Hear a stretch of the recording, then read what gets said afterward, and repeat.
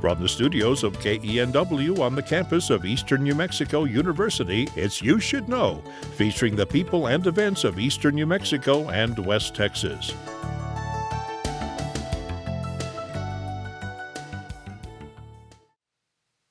Welcome. I'm your host, Evelyn Ledbetter, and thank you for joining us today.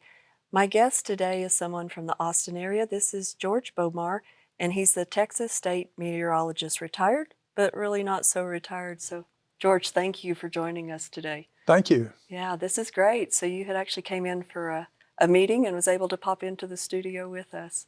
Yes, I attended the Roosevelt Soil and Water Conservation District board meeting today. Okay. Water's a serious thing when you don't have it. You don't think about it when you do, but the minute it turns off.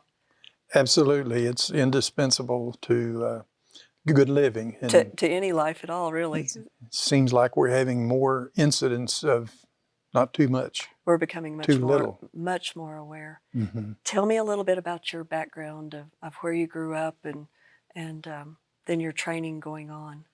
Yes, I'm a native Texan. I grew up in North Texas, Okay. in the Dallas area, and I went to school at Texas A&M where I got my degrees in meteorology, and it was there that I got involved in a research project in West Texas where cloud seeding was being done to try to suppress hail that was damaging cotton up in the area between Lubbock and Amarillo. And I found it fascinating that you could actually do something to clouds in order to modify their behavior, lessen the likelihood you would get ruinous hail, increase the possibility that more rainwater would fall. And when I got through at A&M, I took a job in Austin with the state agency that regulates cloud seeding in Texas. Okay. That was in 1975. Just a couple days ago. Seems like it. So always had an interest in the meteorology, or were you that kid that laid on a blanket in the yard and looked up? I can remember as a grade school fella that I would go out to the farm where my granddad lived, and he lived off the land. And every conversation we would have over breakfast would be about the weather. And so that just cultivated an interest in learning more about it and even looking into the possibility. Can we do something about the weather? We talk about the weather all the time, but as Ben Franklin said, we talk about it, but nobody ever does anything about it. Well, that's changed. So that seed was planted inside of you way back. A long time ago. Long time. And you are an Aggie, so you want to give a shout out to your... Absolutely, that's right. We won't hold you against that here at Eastern. But got started with this, and so like you said, when you got out of school, started digging into this, and so just give me a little bit where you started and going from there. Yes, during the 1980s and again in the 1990s, we had funding from the federal government to do research in West Texas to determine how seedable are these cumulus clouds that develop during the warm season that provide the bulk of the rainwater that we typically see. Let me stop you. Tell me what a seedable cloud is. Yes, it's a cumulus cloud, a billowy cauliflower-shaped cloud. Some of them grow into thunderstorms and generate a good deal of rain. Right, when it's hot in the summer and those clouds start building, you get scared. Yes. Hail. Yes, that's right. They also generate hail and sometimes damaging winds. But that's what we're kind of looking for, is those big fluffy clouds. That's right. And I would say in this part of the world, 75–80% of all the rainfall that you get in the course of a typical year is from these cloud systems that crop up during the warm season. Okay. So the good news is we can seed those clouds, and we say nudge them along, help them to convert more of their cloud moisture into rainwater that'll actually grow big enough and heavy enough that it'll fall out of the cloud and reach the ground. So tell me, not real technical, but a little bit of the science of like when you seed a cloud, it's silver iodide that you typically is used now. Yes. And what does that do inside of the cloud? What is it doing? Silver iodide has a crystalline structure that's almost identical to natural ice. And in the absence of any human intervention, say we're not there to seed, A certain number of cumulus clouds will develop on a warm summer afternoon, and maybe 10% of them will grow tall enough that they will actually get above the freeze level. And when cloud water gets above the freeze level, it doesn't necessarily turn into ice. It remains as liquid. We refer to it as supercooled water. The cloud on its own will use what available ice Mother Nature has given to capture that supercooled water and grow raindrops. Unfortunately, there's usually not enough ice. And so for the entire mass of cloud water that you've got inside that cloud, only about 30% of it is actually converted into rainwater. Cloud seeding is designed to go in and give that cloud some additional ice with which to convert more of the cloud water into rainwater. And there's ample evidence that we can increase the efficiency of a cumulus cloud to 50 or 60% of its moisture being converted into rainwater. So basically just that little piece of silver, and it's collecting all the molecules that turn into a heavy enough of a drop that'll fall fall, right? Basically? Yes. Okay. It's been known for ages that the vapor pressure gradient over ice is less than that over water, which is to say, if, say, you've got two cloud droplets here and you've got an ice particle here, those cloud droplets are much more prone to merge with the ice crystal than they are to collide with one another. So the key is to get enough of these ice crystals up there to capture more of that cloud water, making rain. I know there's a lot of misconceptions on weather modification or cloud seeding, which typically was how it was referred years back, but the weather mod, that there's concerns when you do that, you're taking somebody else's rain. So what happens if you don't seed them, what happens to the moisture in that cloud? It will evaporate back into the atmosphere. So you're really not taking that. If it's something that's not going to rain, you're not taking someone's rain away. And we've all seen the thunderheads that rain for maybe 10 minutes, and then you see a lot of blow off of that cloud. And sometimes that blow off will spread for many miles. And it'll block out the sun in the mid-afternoon and prevent other cumulus from growing.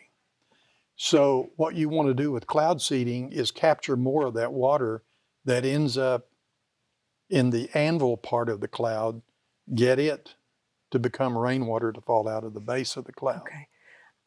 When there was actually, there was some funding that was put in place last year, not only for Roosevelt County, but some of the other conservation districts around Portales, and about a month worth. And on the pilot, you work with Gary Walker. Yes. And he's the pilot, and I actually got the opportunity to go up with him in the flight and actually seeded some clouds. And highly recommend it.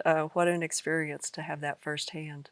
You have to have a strong stomach because the key to seeding is to get the plane into the updraft, or the inflow of warm moist air from below, because that's what's feeding the cloud with the moisture and the warmth that it needs to grow taller and taller. And so you want to keep that plane in the updraft as long as possible while you're dispersing the seeding material.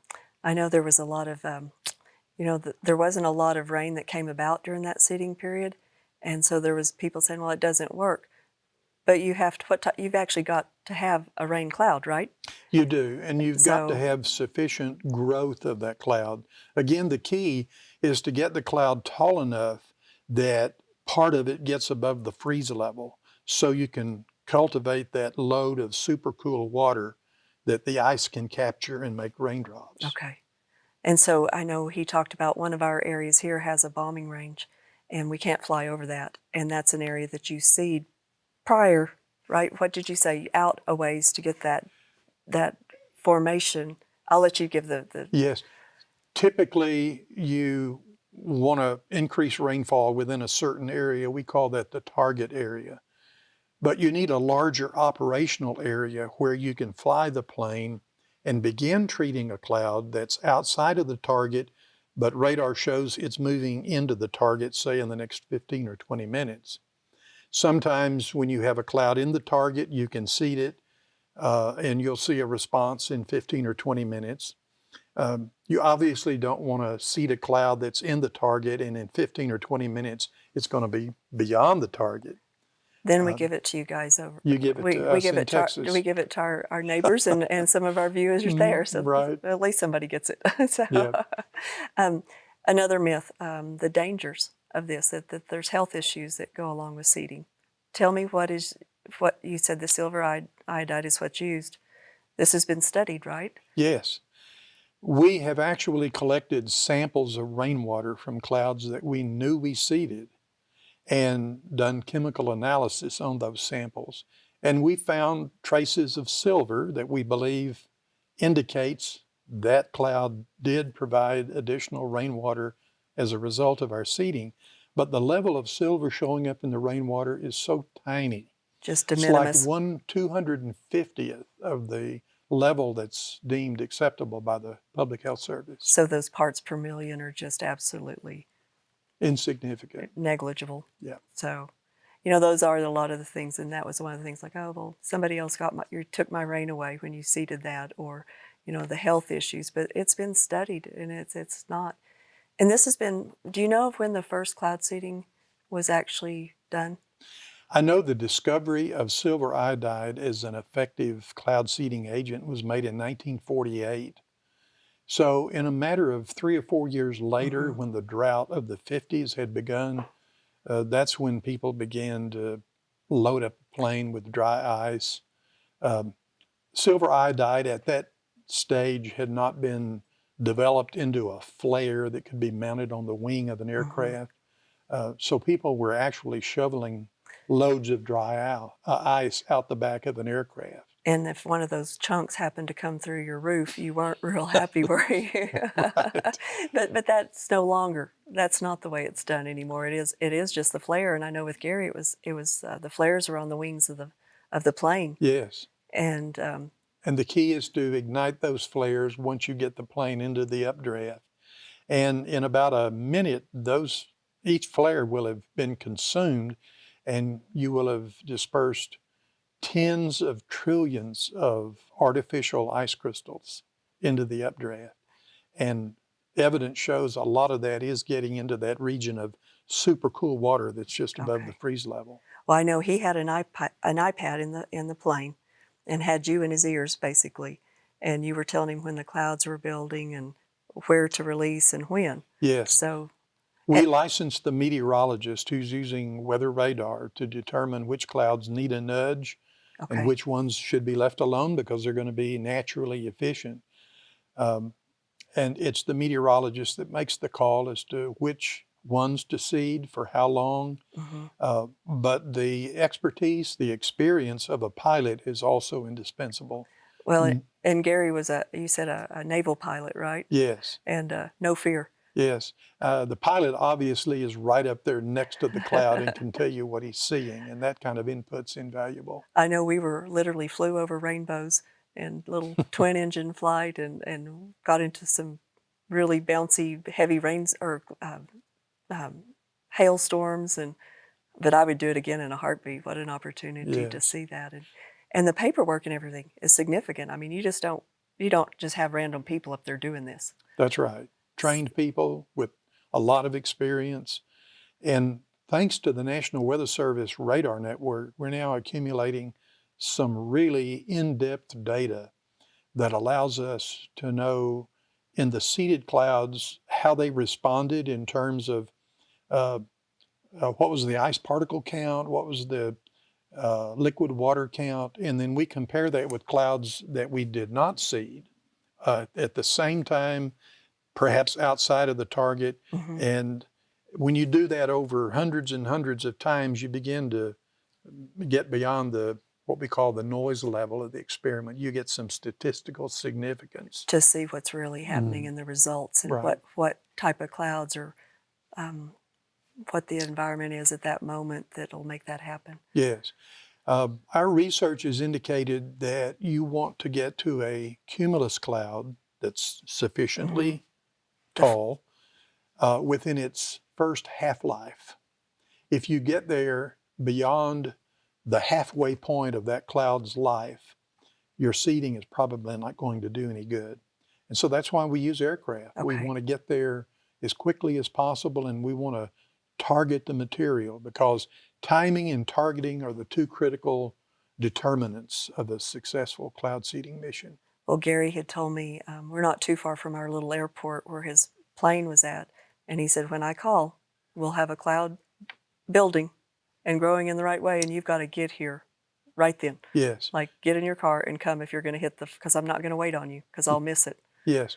And when I spoke of the experience of the meteorologist, one thing we look for in a meteorologist is the ability to predict in advance where are these clouds going to form this afternoon. Just have a read over time. Right. And because you working. want to get as much of a jump on the developing population of clouds at midday that you can.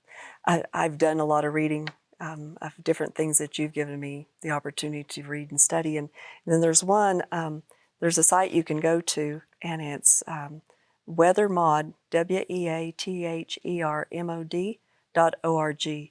And I was looking at that, and they actually mapped historically, and seeding is done all over the world. It is. I think the one place in Europe I saw was Greece, and there's a lot. So Texas started this early, correct? In 1970. In 1970. And there's been cloud seeding going on in Texas every year since. And the results of that, statistically, you've got a good idea of what that's done.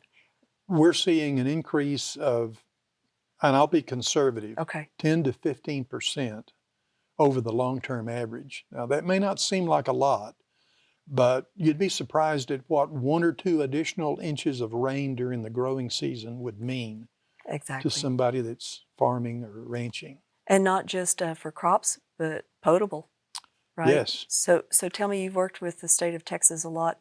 Is that through the conservation districts that goes Yes. through? Virtually every county in Texas, and there are 254 of them, has a water conservation district. And they're charged by law with regulating not only the quantity, but the quality of groundwater. And so they've been vitally interested in knowing how can we prevent our underground water source, our aquifer, from being depleted. Right. Well, one of the ways is to try to get additional rainwater on the surface. So if you have a farmer that irrigates, if he has to irrigate less because he's getting an additional good rain or two, then that's a substantial savings. You're leaving that water in the ground and then putting that in. Places that you've worked, how about for the potability for drinking water? Places in Texas that have done this? Yes, we've involved some municipalities. The city of Wichita Falls had a program about 10 years ago. They were looking at alarmingly low rates in amounts of water that were in the reservoirs. They did a cloud seeding program. San Antonio has been involved in cloud seeding because that big city's sole source of water is from the Edwards Aquifer. And that's it. So when you're really limited to the availability of water, this is something that really warrants a close inspection. It's cost effective. Okay.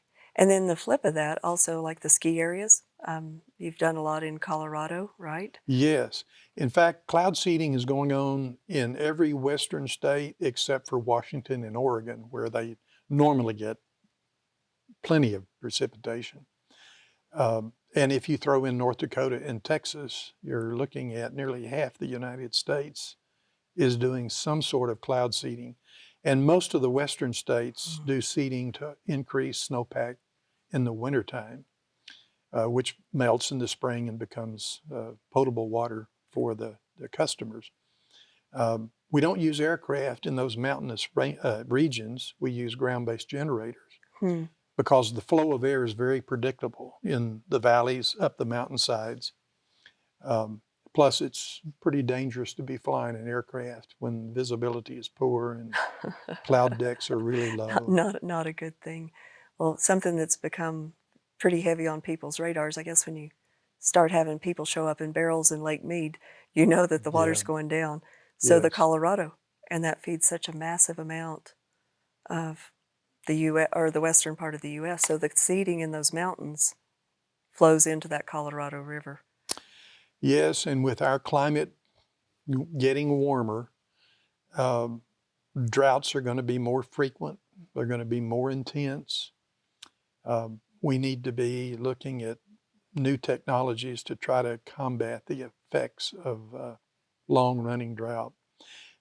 Cloud seeding works optimally in normal years or in wetter than normal years. It's not to say it shouldn't be used in dry years. Even in droughty summers, we have clouds that can be treated. I know our little town right now is going through some real water restrictions and just not having the water. So if this had been put in place, a program like this, and the state of New Mexico and West Texas typically very dry, and so if this had been put in place 20 or 30 years ago, our groundwater could be much better if we'd had rain and not be pumping out of it. That's what we encourage people to think in terms of when it's really dry, they're interested in cloud seeding, but when it's wet, not so much. Not so much, but if you don't plan ahead, you're in a jam. Dry. Yeah. What little water you may be able to put on the ground when it's dry, you're just going to have that much more in your reservoirs when you see the next drought coming. Yeah, you know, I'm a procrastinator. I always wait till the last minute to study for tests and things like that, and that's where a lot of places have gotten into a jam on procrastinating on thinking about water when you have plenty. You've actually, you wrote a book really early on in your career, and it's Weather in Texas, The Essential Handbook. So I know that's close to us. That's something that would be worth a read. Also, you said that there's a really good website, and it's the acronym for it, it stands for North American Weather Modification Council, but it's nawmc.org. Yes. And you can get a lot of good information about weather modification on that site. That's correct, yes. Okay. And then a lot of other things. Conservation efforts, you believe in that is a big part to go along with this. It is. Weather modification is just one piece of the puzzle that we're trying to solve. There are obviously other strategies that need to work in concert with cloud seeding to save what water we have. I like to say, for so many years we've been drilling down in order to find more water. There's a lot of water up here in the atmosphere that we need to tap into. And the wonderful thing about that is the water in the atmosphere is replenished every single day. It cycles, pulls that up off the ocean and cycles. So you've worked with some pretty impressive people. I know you did consults with George Bush when he was a governor and different things, and super involved in this. Have you wrote something that talks more about your career and in depth of what all you've worked with? I try to give a little bit of that information in the book that is called Weather in Texas, that was published in 1997. But when I do fully retire, I do want to write more about my experience, because I've been privileged to be a part of some really interesting stories with some wonderful people that believe we need to be more aggressive in trying to meet our need for fresh water. Sure. When you start taking water out of, off that Colorado, farmland goes away because it's going to go to municipalities and for human consumption. So this is a big piece of the puzzle. It is. So I don't know a lot else. Any other things you want to add to this? We're kind of winding down on time, but I would say that you would think that trying to seed clouds, and not just clouds, but thunderstorms that can tend to become violent, that it's a pretty unsafe practice. But in all the years we've been doing cloud seeding, we've never lost anyone. That's a good thing. Or damaged an airplane. And the benefits. This is just fascinating. Just such good information, and I think for a lot of people to delve a little deeper and educate themselves. So, George, thanks for coming in and being with us today. I appreciate it so much. And you're welcome. I've enjoyed the conversation. Thank you for all the work you do on our benefit, and look forward to when you start writing a little bit when you retire. Thank you. So, for all of you guys out there, thank you for watching, and we will see you next time on You Should Know. Cheers.